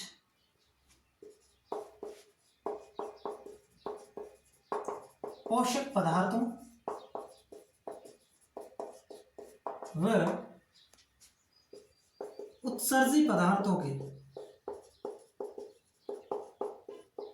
विनिमय का काम करता है।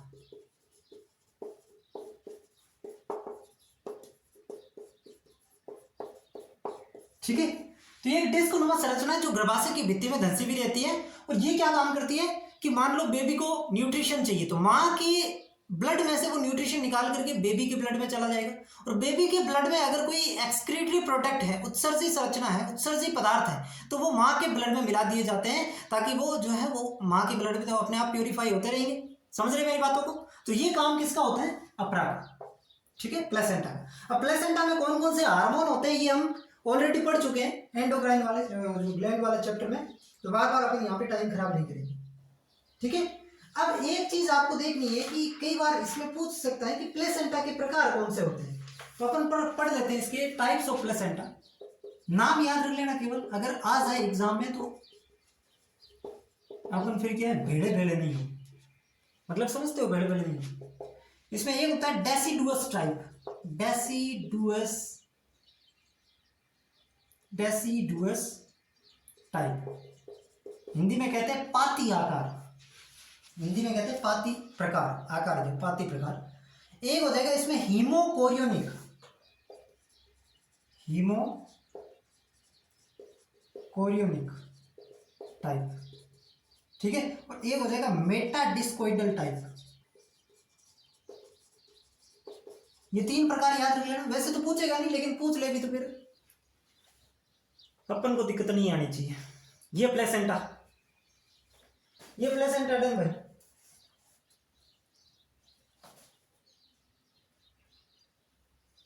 ठीक है,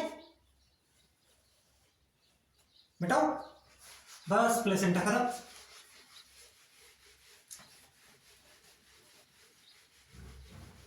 अब अपन को क्या पढ़ना है, प्रसव। अब अपन आगे प्रेगनेंसी पे सारा काम कर दिया, अब बस प्रसव कराना है। पार्चुलेशन इंग्लिश में कहते हैं पार्चुलेशन, प्रसव होता क्या है, गर्भावस्था के अंत में ऑक्सीटोसिन के प्रभाव में, ऑक्सीटोसिन हार्मोन के प्रभाव में मायोमेट्रियम में, मायोमेट्रियम गर्भाशय की 3 भित्ति होती है, एंडोमेट्रियम, मायोमेट्रियम, पेरीमेट्रियम। तो मायोमेट्रियम में ऑक्सीटोसिन हार्मोन के प्रभाव में मायोमेट्रियम में तीव्र संकुचन होता है और भ्रूण को आगे की तरफ धकेला जाता है।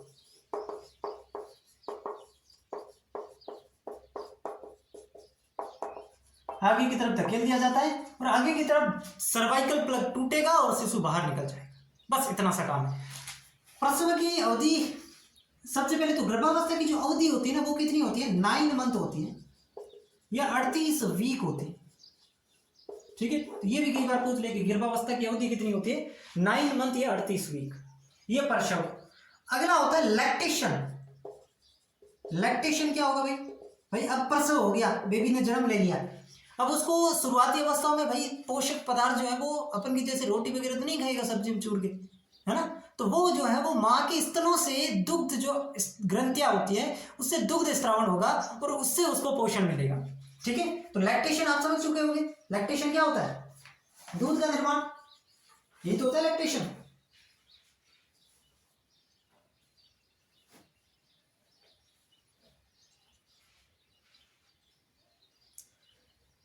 लिख लो, प्रसव पश्चात प्रोलैक्टिन हार्मोन, नाम याद रखना, प्रोलैक्टिन हार्मोन के प्रभाव में कुप्पिकाएं, कुप्पिका जो है आपको पता होती है स्तन ग्रंथियों में पाई जाती हैं। कुप्पिकाओं से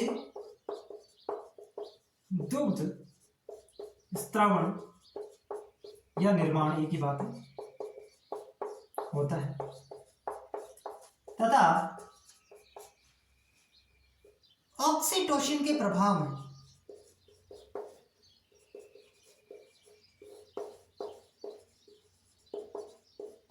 दुग्ध निष्कासित होता है। टिट्स जो होते हैं उससे दूध बाहर निकालने का काम कौन करेगा? ऑक्सीटोसिन। दुग्ध निष्कासन होता है। तो ये दोनों चीजें, दोनों हार्मोन के अलग अलग फंक्शन है। प्रोलैक्टिन हार्मोन जो है ना ये तो दूध का निर्माण करेगा, कुप्पिकाओं में दूध के निर्माण को प्रेरित करेगा, जबकि ऑक्सीटोसिन हार्मोन दूध के निष्कासन को प्रेरित करेगा। टिट से, निप्पल से दूध बाहर निकालने का काम ऑक्सीटोसिन हार्मोन करेगा। ठीक है, एक चीज और याद रखना, शुरुआती दिनों में जो दुग्ध निकलता है, शुरुआती दिनों में निकलने वाला दुग्ध पोषक तत्वों से भरपूर होता है, पोषक तत्वों से भरपूर होता है। इसको क्या कहते हैं? क्या कहते हैं सबको बताइए? कोलेस्ट्रम या खीस। ठीक है, और इसके अंदर कौन सी एंटीबॉडी पाई जाती है? IgA प्रकार की एंटीबॉडी, है ना? ये सारे इंपॉर्टेंट है। शुरुआती अवस्था में जो दूध निकलता है उसको क्या बोलते हैं? कोलेस्ट्रम या खीस। और इसके अंदर कौन सी एंटीबॉडी? IgA प्रकार की एंटीबॉडी पाई जाती है। ठीक है, दिख रहा है? चलो, हो गया कंप्लीट। थोड़ा सा समय ज्यादा लगा, कोई बात नहीं, लग गया लग गया। जितना मैंने आपको पढ़ाया है उतनी चीजें आप दिमाग से याद कर लो, इससे बाहर नहीं जाएगा। ठीक है, विश्वास है ना इतना? बस मैंने आपको सिंपल वे में, वैसे इस चैप्टर को अगर पढ़ाया जाए ना तो मतलब ये जो मैंने क्लास ली है ना इसकी 3 क्लासें भी ली जा सकती है इतने इतने समय की, लेकिन मैंने कोशिश ये की है कि आपको मैं कम समय के अंदर उतना मटेरियल दे पाऊँ जिससे आपके एग्जाम के अंदर आपको कोई दिक्कत ना हो। और आशा यही है कि आपको सब कुछ, आपको जो एग्जाम के अंदर यहाँ से मिल जाएगा। ठीक है, तो आज की क्लास में अपन इतना ही रखते हैं, मतलब बहुत रखा है, इतना तो क्या, लेकिन फिर भी आपको क्लास कैसी लगी मुझे ज़रूर बताएंगे, और अगर अच्छी लगी तो एक सब्सक्राइब। ठीक है, धन्यवाद।